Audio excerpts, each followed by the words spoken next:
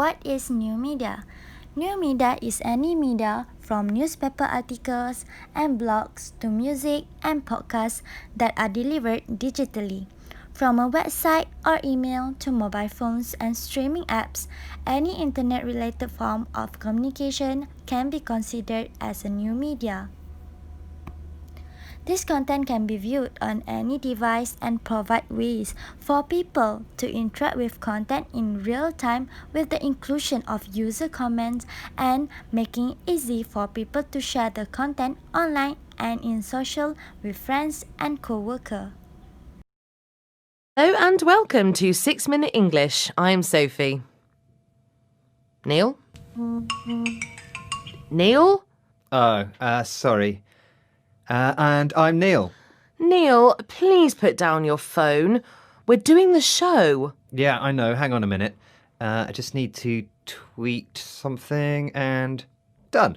And the subject of today's show is social media and its impact on our daily lives. Well, I suppose it has had quite a big impact on mine. That's all too clear. Now, perhaps we can move on to today's quiz question. Of course. I'm all ears. Oh, hang on. Wait a second. There's a word to describe what you're doing, you know. Answer me this. Which word describes a situation where you're talking to someone and they suddenly look down at their phone or answer it? Is it A, fobbing, B, fibbing, or C, fubbing? Well, you've got me there, Sophie. I have no idea, but I'll guess that it's C, fubbing. Well, we'll find out later on in the show whether you got the answer right or not. Now, let's move on and talk about phone etiquette. Etiquette means rules of polite behaviour in society or among people in a certain group. Well, interrupting conversations to check your phone has become a social norm, hasn't it, Sophie? Social norms are the rules of behaviour considered acceptable in a group or society. I don't agree, Neil. Let's listen to Professor Sherry Turkle of the Massachusetts Institute of Technology talking about social norms amongst students.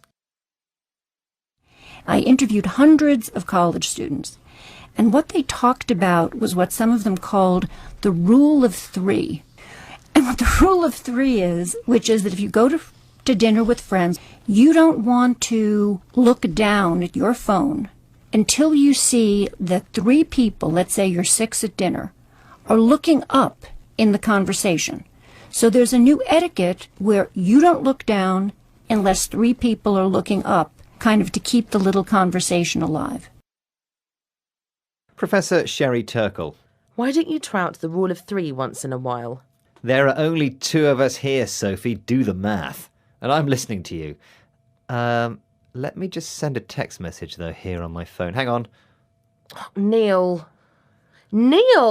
I'm not going to carry on with the show unless you pay attention. Sorry, Sophie. Actually, I was just doing that to wind you up. I wasn't really using my phone. Sorry. And to wind someone up means to say or do something deliberately in order to annoy someone. Well, I do get wound up about people constantly checking their devices.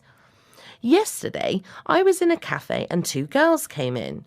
They sat down and started chatting away, but not to each other. They were tapping away on their devices, and there was no face-to-face conversation at all. But you can have moments of connection using your devices, you know. If you have a connection with someone, you engage emotionally. Exactly. I was on the train this morning, and there were a couple sharing a tablet.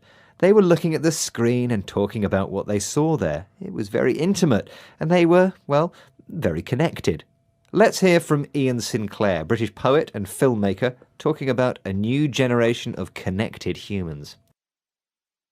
Physiologically, we're changing, that almost the neck muscles are tipped over to look down. We're getting a new kind of human being. And I think, maybe I'm not getting it, that there is actually a different kind of intimacy emerging in which these instruments are very important. So, Ian Sinclair says our physiology is changing.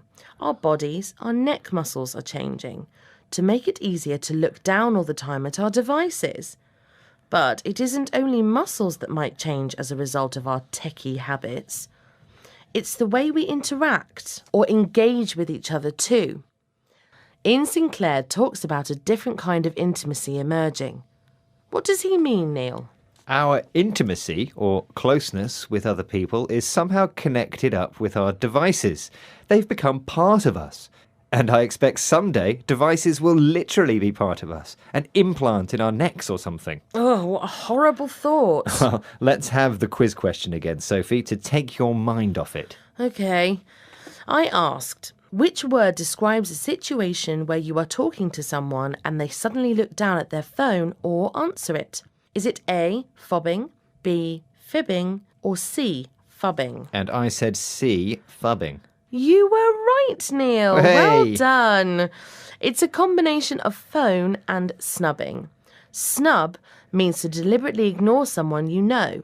New words formed by putting together parts of existing words are known as blends or portmanteau words. And fubbing is starting to appear in some online dictionaries. Now, can we hear the words we learnt today, Neil? Neil? OK, I'll say the words myself. Etiquette. Wind someone up. Have a connection with someone. Physiology. Interact. Intimacy. Snub. Well, that's the end of today's 6-Minute English. Don't forget to connect with us again soon. Come on, Neil. Connect with us. Huh? Come on. Oh, yeah, hang on. Just got to... Oh, goodbye.